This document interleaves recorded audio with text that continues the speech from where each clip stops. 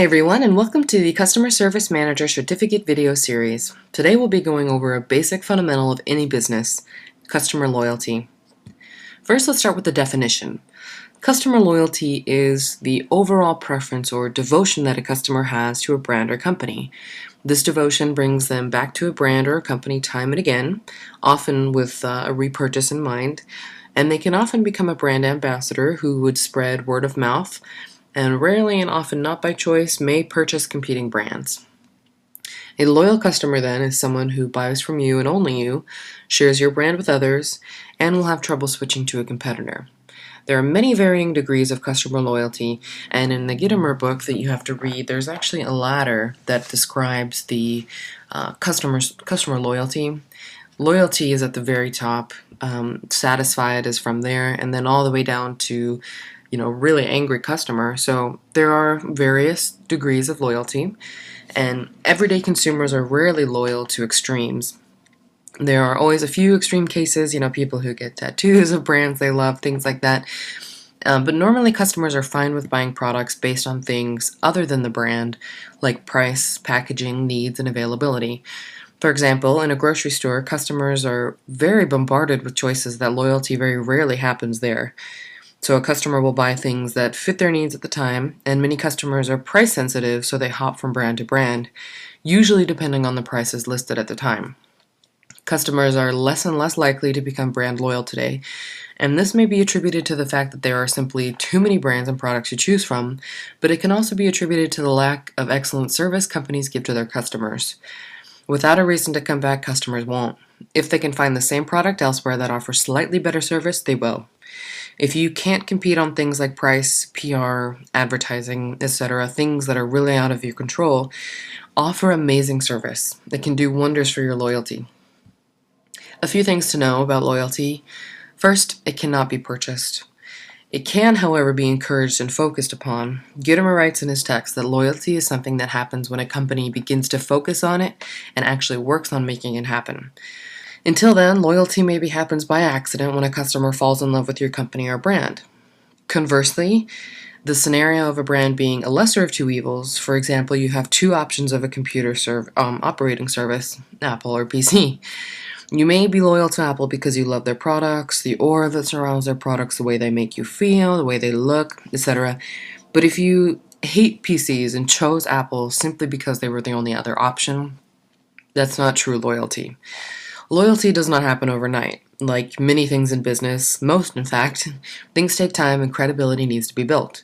For a brand to earn loyalty, it must provide a service to the customer that really encourages and helps to foster the creation of loyalty. And we'll go over that in a few minutes here. A great distinction to make here is that loyalty and satisfaction are not the same thing. A customer can be satisfied by any company and any product if their needs are met, and this is why many customers hop from brand to brand. If their needs are surpassed and they're once addressed, then loyalty can really blossom and take off. But for that loyalty to thrive and continue on throughout the life of the product, the customer must continuously be reminded of the reasons for their loyalty happening in the first place. This can be done simply by doing the same things that made them loyal in the first place. Over-deliver, really wow your customers, and be consistent. We'll go over these in a little more detail here on the next slide, which is building customer loyalty. First things first, be friendly. I know this is sort of a no-brainer. A lot of customer service representatives are trained in this manner, but it's something that some people forget. Be friendly. They can tell when you're smiling and when you're talking, and they can tell when you're not. So really smile on the phone. It may seem cheesy, but you definitely sound friendlier. Also, listen. So that's the first step. The second is to give things away for free. This doesn't mean useless things like another pen for them to get lost in their car, but something that they actually want and can actually use. This can usually be something like information, which is often referred to as a tactic used in educational marketing, but it works here just as it would in the marketing department. Educational marketing is simply the sharing of information, educating someone, if you will, for free. This sort of information that you give away needs to be beneficial to them so that it is related to the reason perhaps of why they came to you. Are they coming to you for a solution? Well, then write something about that solution. Offer them advice on how to best implement a product or service, like the one you're offering, that they are in the market for. The information you offer may find them in the very early stages of research, researching companies that is, which is one of the first steps in the buying process. So make your assistance available there. This sort of sharing of valuable information can be something that differentiates you from your competition, and it will likely help them to remember you when it comes time to purchase. This can also fall in line with over-delivering, which is the third option here, or the third step rather. But to really over-deliver would be to create a lasting relationship with the customer where service is given until they are no longer in the customer experience. Now, if you haven't watched the customer video, that one might help you in understanding the customer experience more. But a brief summary here is that the customer experience is essentially the entire process and collection of points of contact and interaction that a company has with you. This means that for as long as they own the product, which may need servicing in the future, they are still in the customer experience. So do the unexpected here and offer them support as long as they can use it. So after the warranty is up, send assistance to their house, offer free support over the phone. Just make sure that you do something more. And lastly, which ties into the other aspects as well here, be available. That means answering the phones instead of letting a computer automated machine do so. Offer support when it's needed. And estimate when your assistance will be needed in the future so that you can come to them before they even know they had a problem. Help in a way that makes you memorable and be personable. Be fun, creative, and overall just be human. Maintaining customer loyalty is another thing, but as I mentioned before, it can really be done by doing the same exact thing that you've done in the beginning that made them come to your company and be loyal in the first place. In the end, the only perspective of your company that matters is the customers. You can really try your damnedest to create a different perspective, but it doesn't matter what you think about your company. And really start acting this way when you do business.